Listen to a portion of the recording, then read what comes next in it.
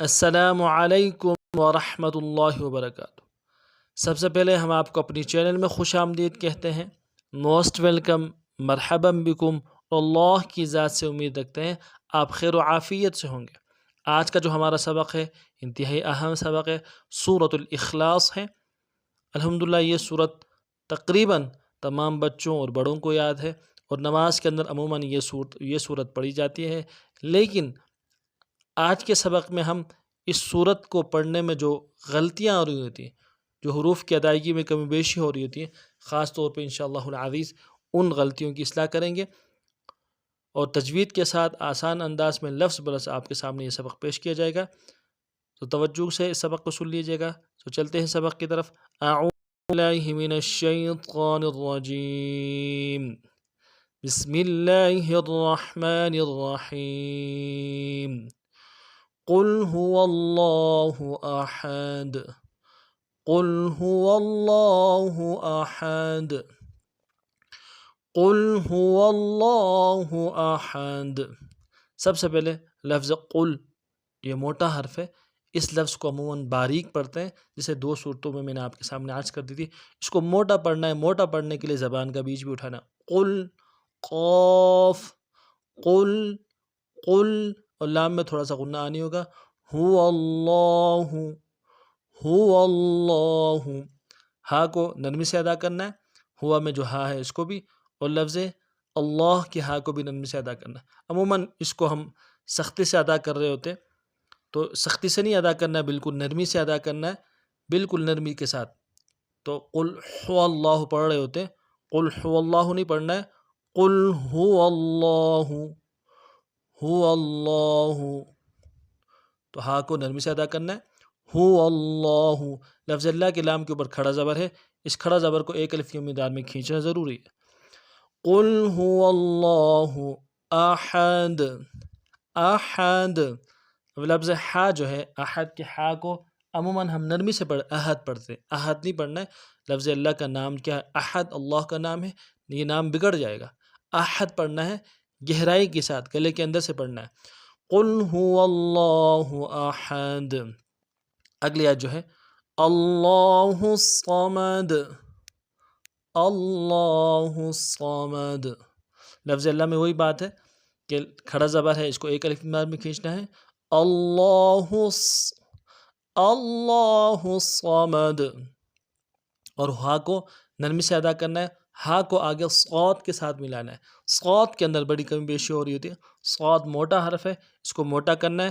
عموماً اس کو موٹا کرنے کے لیے زبان کا بیچ اٹھانا ہے اور قلقلہ بھی ساتھ کرنا ہے، صاد، لیکن ہم نہیں کر رہے ہوتے، تو قلقلہ بھی کریں گے اور صاد صحیح ادا کریں گے صاد کو۔ اللہ اللہ صمد، صمد، تشدید ہے، دو صاد ہے، اللہ الصمد۔ اگلی آیت جو ہے، لم یلد ولم یولد، لم یلد، لم یلد ولم یولد، لم یلد ولم یولد۔ جو لم ہے، میم ساکن ہے، لم میں میم ساکن میں غنہ کریں گے، لم یلد، لید غنہ کریں گے، یہ جو دال ہے یلید اس میں قلقلہ ہوگا، لم یلد، لم یلد ولم یولد۔ اگلی جو آیت ہے، ولم یولد، یولد، یہاں پہ ولم کے بعد وہی بات ہے، لم میں غنہ کریں گے، یو جو میں یا واو پیش یو، یہ واو مدہ ہے، کھینچنا ہے، عموماً اس کو نہیں کھینچ رہے ہوتے، جلدی پڑھنے کی کوشش کی جا رہی ہوتی، یولد پڑھ رہے ہوتے، ولم یو ولم یولد، ولم یولد، لم یلد ولم یولد ولم یکن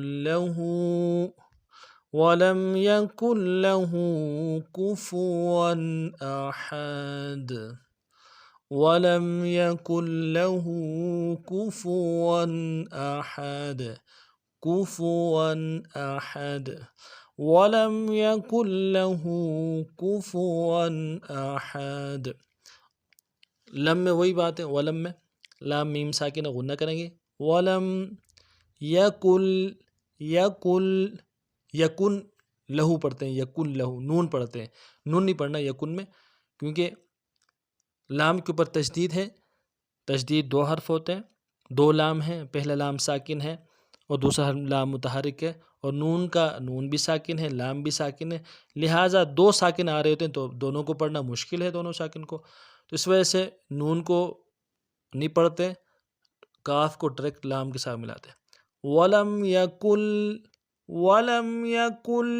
یکل لہو، لہو میں جو ہے ہاں الٹا پیش ہے، اس کو ایک الف کی مقدار میں کھینچنا ہے، الٹا پیش کو نہیں کھینچا جاتا ہے تو اس کو ایک الف کی مقدار میں کھینچنا ہے، وَلَمْ يَكُنْ لَهُ وَلَمْ يَكُنْ لَهُ